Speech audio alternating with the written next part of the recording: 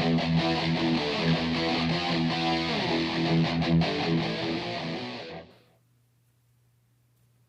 there everybody, thanks for tuning in. I'm Nails and this is the Year of the Guitar. And I am here to update you on where I'm at with my Great Guitar Build-Off project. If you watched my last video, you'll know that I had acquired one of those Esteban Midnight Legacy electric guitars at a pawn shop for, pretty cheap. And it was hit or miss whether or not it plays, and it was pretty dinged up in ways that would make it undesirable to play in the first place. So what I'm hoping to do here is take it apart, strip it all down to bare bones, and put some elbow grease into it and make it something that somebody would actually be proud to own. I've done a lot of work on it over the past week, so I have a ton of footage. I'm going to keep the intro talking to a minimum, and I'll do some voiceover as far as what I'm doing. So without further ado, let's get started.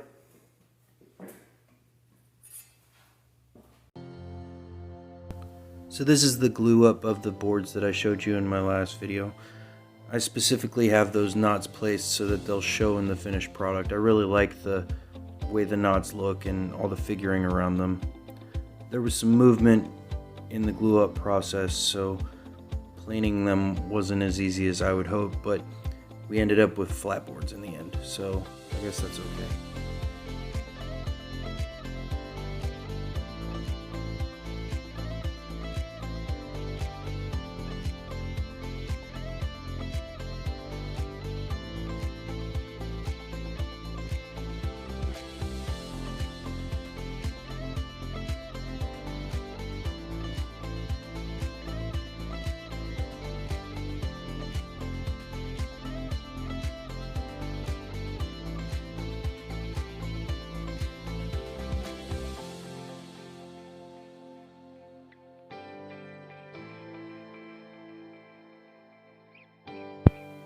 I recently spent some time cleaning and rebuilding this bandsaw so that it would work.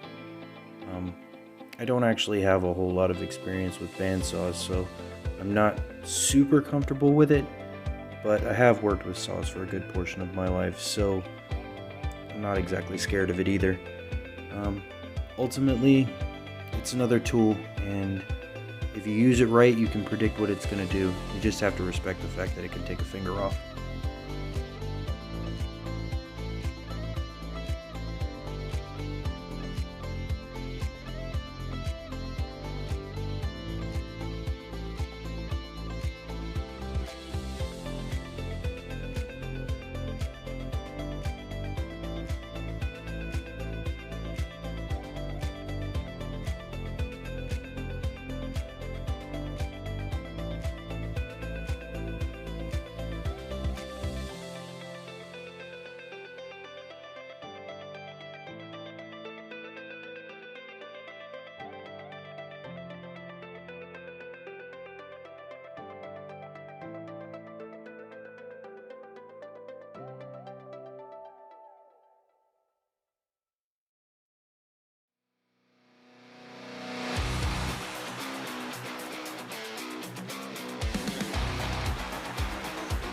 I'm actually pretty excited about this part. This is my first time using this router sled that I recently built. What I'm doing here is I'm taking roughly 3/8 of an inch of material off the face of the guitar, which is a little bit less than the thickness of the face that I'm going to put on there. As you can see, I have a plexiglass base on the sled so I can see what I'm doing. Fun fact about that is I actually used the router to make that plexiglass base.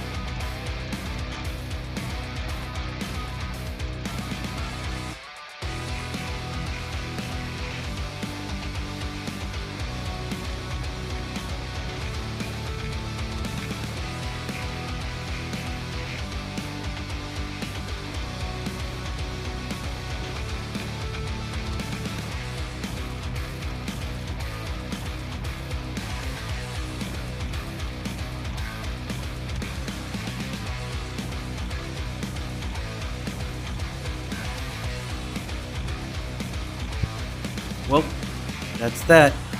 Now, before you suggest I get a planer, I do actually have a planer, but I couldn't fit this body in the planer. It's like about an inch too big, so I had to go about it this way.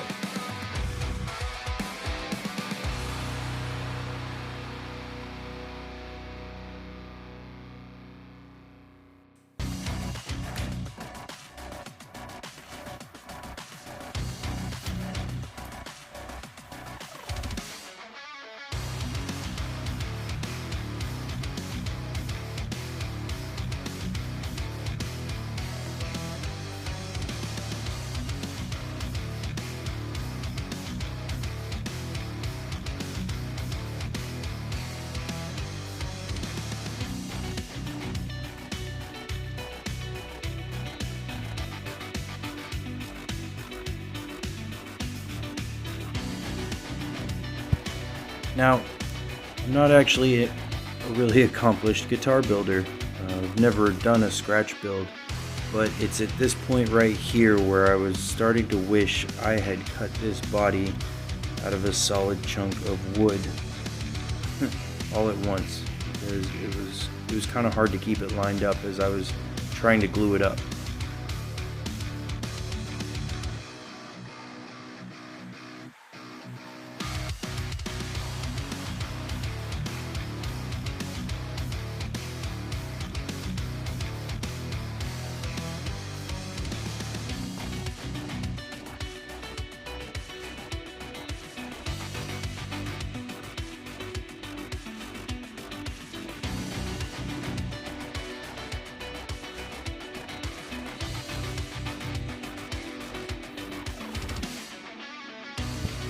I can't tell you how relieved I was when I got all these clamps off and I took a look at it and realized that the top hadn't slid around while it was drying.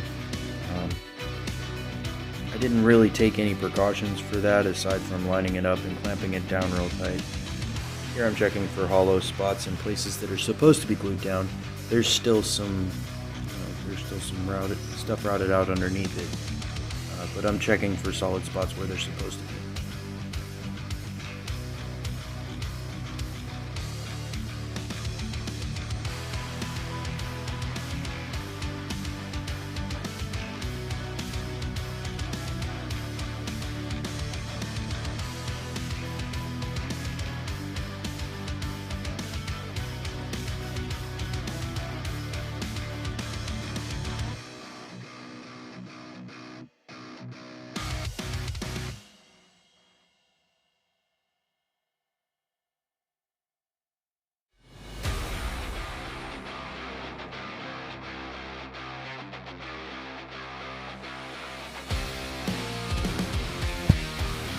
So I'm pretty sure if I ever do this again and I use a maple top, it's going to be thinner than a 1/2 inch, because routing out this 1/2 inch maple top is just more difficult than it really should be. It's super hard and just really, really loud. So I just got a Shinto rasp and I decided that I was going to try to use it for the first time to do this comfort carve. I mean, I like it, it's nice, it eats through wood pretty quick, but honestly I just kind of like my block plane, at least for this job anyway. I'm sure I'll find something that I like the Shinto rasp for more later.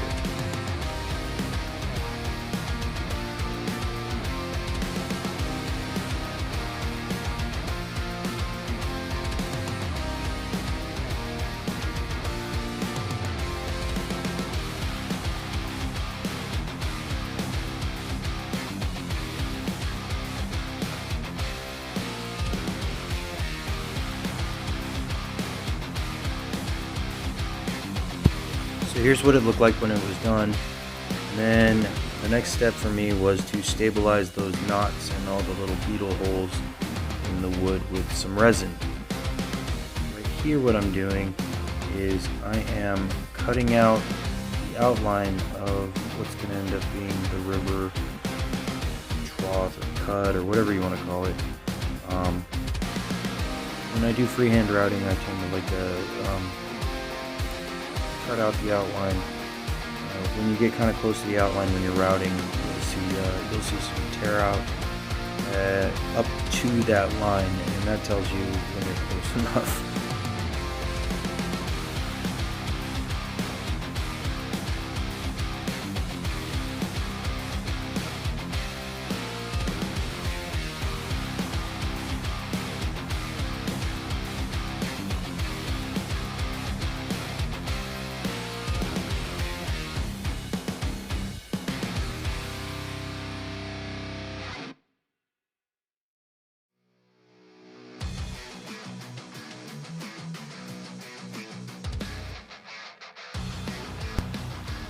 So what I'm trying to achieve with all this routing is I'm trying to hog out some material and establish the different planes that I'm going to be carving on. There's going to be a lot of carving all through this area that I'm routing out, and I want some of it to be farther forward, and then I want some of it to be relief.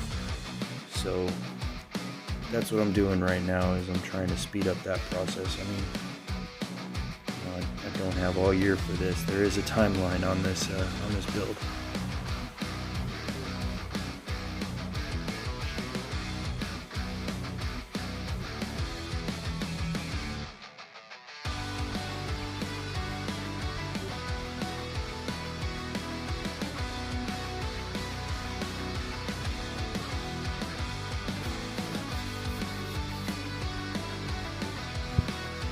So I'm taking a minute here to switch my clamp up so that it's not in the way while I'm routing, and I am also going to grab my pick guard and check how it's lining up with the cuts that I have right now. I want to have wood underneath the pick guard for the screws to go in, because they're tiny screws, and if I try to put them into resin, I mean, I could put them into resin, but there's a good chance that they'll break off if I do. So I'm trying to have the wood line up pretty close without showing to the edge of the pick guard.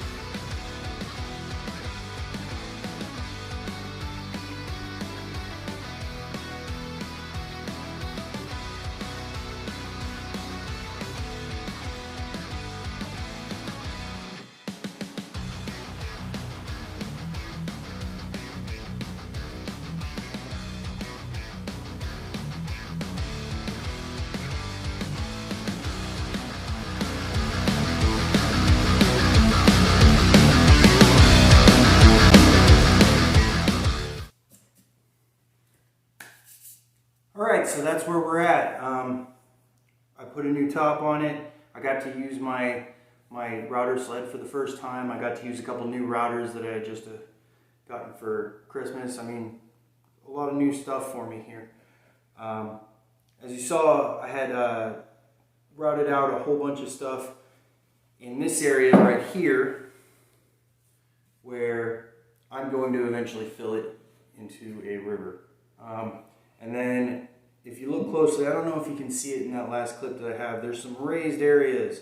And there's two purposes for that. The first of which is my trim router wouldn't reach all the way across this gap. No big deal, I could have just gone from the other side, but what I'm gonna do is I'm gonna use that raised area and do some secondary carving in that, and really give the whole thing some depth. I think it's gonna be really cool. A lot of learning experience with this, with the whole laminating boards together and putting a new top on. And, you know, pretty much everything I did here was pretty new for me. So in the next video, though, I am going to make this all identifiable, and you're going to be able to see what I'm carving, and it's going to turn this piece into art rather than a chunk of wood like it looks right now. And maybe we'll get started on the neck. I'm not sure. I'm a little bit intimidated by the neck. I have a lot to do that is pretty nerve-wracking because I've never done it before, and it's like a make or break thing. Like if I screw them up, if I screw up the frets on on that neck, it's gonna be an end of the guitar. So anyway, if you like what you saw today, go ahead and hit like, subscribe if you haven't already. I have a few more videos coming up for this build in particular, but I'm gonna keep doing videos after that too. And yeah, I'll see you next time. Take care.